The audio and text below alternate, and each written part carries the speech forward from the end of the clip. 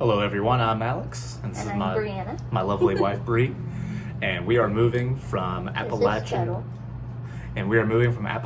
Virginia, all the way to Los Angeles, California, in the neighborhood of West Covina, and this is our story. So yesterday we drove from Birmingham to Houston. So how many hours was that on the road? 10 hours. And we took some vlog style videos and we'll insert those next.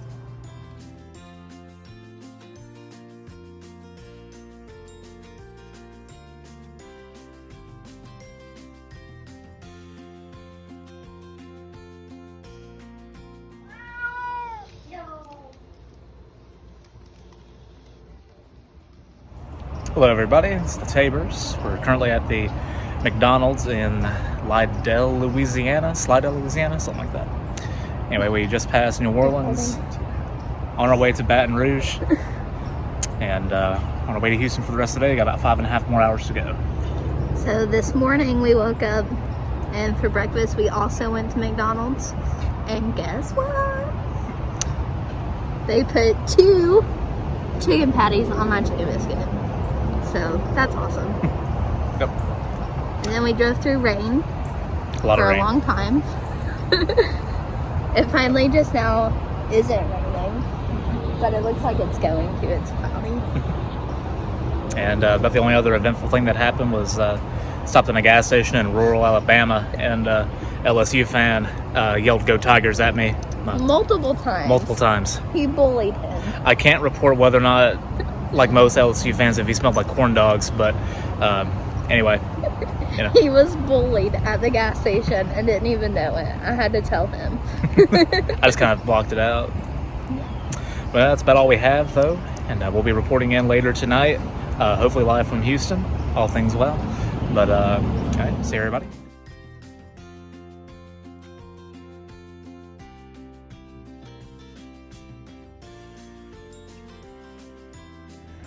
Alex, where are we trying to go?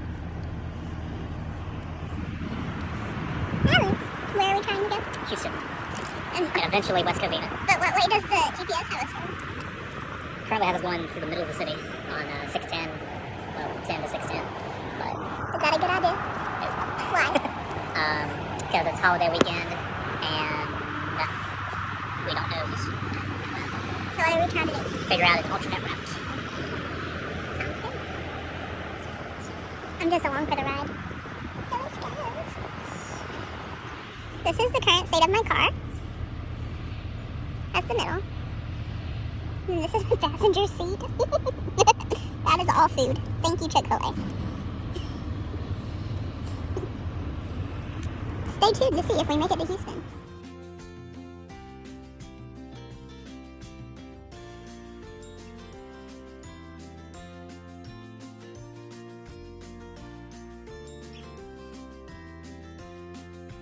So we just stopped at a gas station about 2 hours outside of Houston, and it was pretty sketchy. The water didn't work in the bathroom. So we started our journey yesterday in Birmingham, which I found out in the day is actually not the capital of Alabama, which is what I said initially. Shout out to Montgomery, sorry. Anyway, so we left about 5 a.m.-ish. Yeah, something like that. Yeah. It was early. Mm-hmm. It was too early, which is what you guys saw.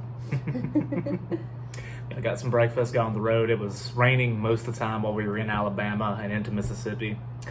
And by the time I got to Louisiana, though, finally the clouds kind of departed. So we had a rainy breakfast at McDonald's where you saw they gave me 2 chicken patties on the chicken biscuit, which is awesome. And that was so cool. And then when we stopped for lunch, it had kind of stopped raining, but it was still sprinkling a little bit. And then, let's see, lunch was at McDonald's as well, because we're on a budget. Yeah. Not necessarily because we love McDonald's that much, but it was cheap and it was right there. It was. So, also Chick-fil-A is closed on Sundays. Exactly. So we had to improvise. Yeah. So once we got out of Louisiana, we started to think more and more about how we were going to get into Houston, and we knew the traffic was going to be massive. We have to tell them more in depth about your bullying experience. Oh yeah. So, so as a lot of you know, I've been a lifelong fan of the University of Oklahoma football team. And if you watched our video from day one, you know we encountered a gas station bully. We did. The first day. The second day, though. We I had my Oklahoma sweatshirt on in the gas station in rural Alabama, and a guy with an LSU jacket on came up to me and was... We were in line. He's not telling it right. We were in line behind him at the gas station. So it's like this guy, the gas station attendant, and us. So this guy's doing his transaction, and he like very angrily in a like gruff voice is like, "Go Tigers." That's really what it sounded like. He was not Ed Orgeron. Fun fact, he was not Coach O. And I hear this, but Alex doesn't. And the guy continues with this transaction, and then a lady comes up beside of them, and he's like, "Go LSU." And I hear it again, and Alex doesn't, but I'm like, he's just talking to the air. I don't know. I'd completely zoned him out. And then one last time, after he makes his transaction, he turns around and he's like, "Go Tigers." And I'm like, Alex, that guy is trying to bully you for your sweatshirt. Possibly. The whole time I had one word that I was thinking of. Can you guess what it was? Run? No. No. Corn dogs? No. No idea. Sports. Sports. So now you can talk about our trip through the swamp.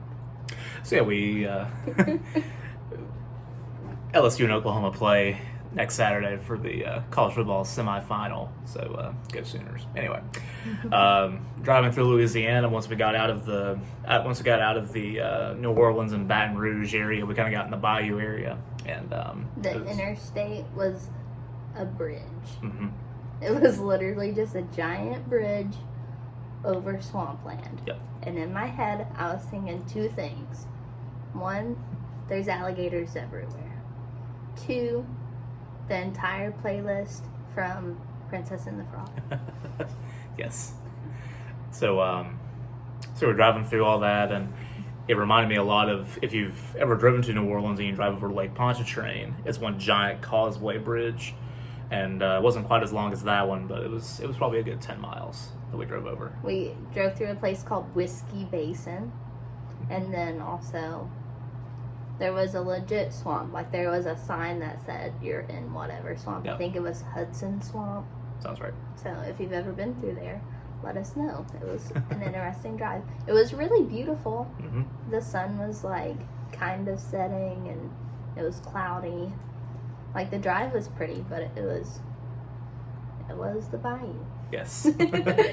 So we stopped, and they have halfway through the bridge, they have a rest area and a welcome center for the, I think it's called the Appalachia Basin. Which you saw in our clips. Yeah.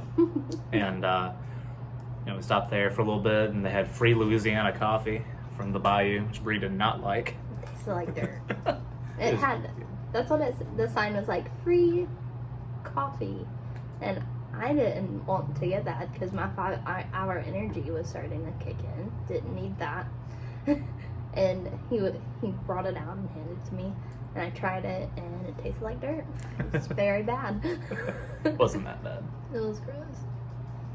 Anyway, so we got through the bayou, and kind of on the outskirts of the Louisiana-Texas border, we stopped in this little town and got gas, and sort of planned out our route heading into Houston. And we were trying to decide to go north or go through the center. yeah, And his cousins are in Houston. That's why we were heading here. yeah, And they said don't go through the center. So that didn't work because later we got on the road and found out there's a wreck on the north side. So we have to go straight through the center of the city. yeah. And as if you watched the first video, you know that I have been driving. My backup camera will turn on, and that's the only way I can see behind me. Yep. We have our 2 mirrors, which are clear, but we also have my backup camera. And Alex just has his 2 mirrors and like windshield.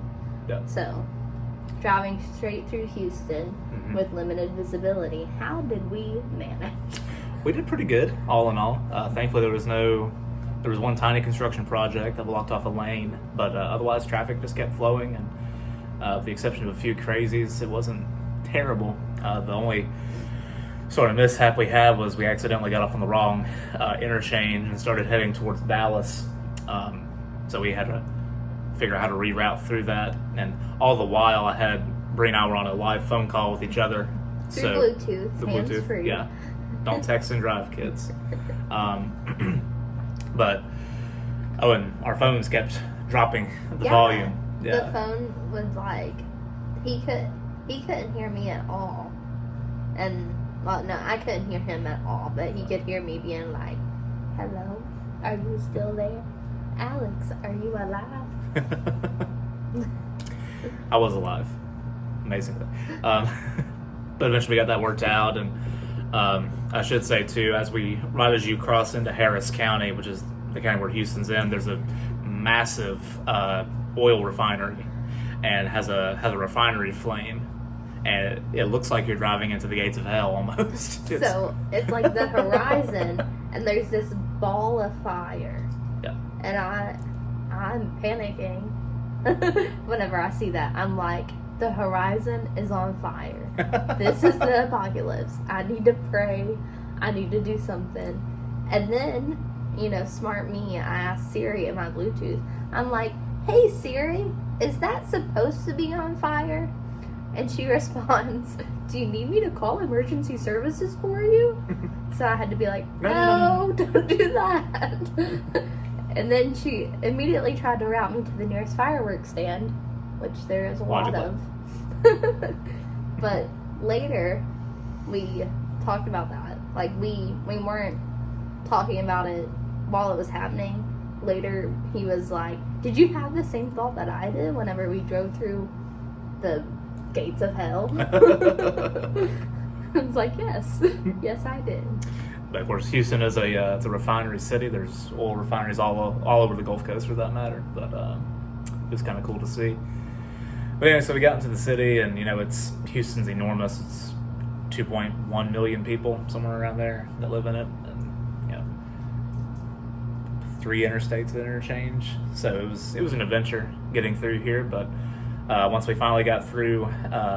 Once we finally got off the interstate and onto the highway to go visit where our cousins are, it was much more calm. By the way, shout out to Leanne and Jonathan for putting us up for the next couple of days. We appreciate you guys so much, and we look forward to spending time with you. But and so our hotel we're in West Houston. Is that what it's northwest considered? Yeah, northwest Houston. It's literally right beside of a Burger King. You can smell Burger King from here. Yeah. But I was so tired by the time we made it here. Yeah. Like have you ever been so hangry that you just want to cry? That's where we were. That was me. Alex handled it really well. Shout out to my husband here, because he has done everything that I can't do right now. Like, I'm getting overwhelmed and tired and hungry, and he's been carrying everything everywhere, and he's Thank you, dear. awesome. You're awesome. I love you. But we figured out there's a Whataburger nearby that delivered, and we love Whataburger. Been a while since I've had it, but so we got Whataburger delivered to the hotel room at like 12:30, 1 o'clock in the morning. Yeah, it was pretty late. I was like, "Alex, give me the biggest drink they have." And the biggest drink they have was a 44 ounce. I didn't even drink half of it. Yep. I did not need a drink that big. That's I just okay. thought I did. So we ate some Whataburger and watched Doug. So it was a nice trip back to the 90s there. But, and slept forever. yeah.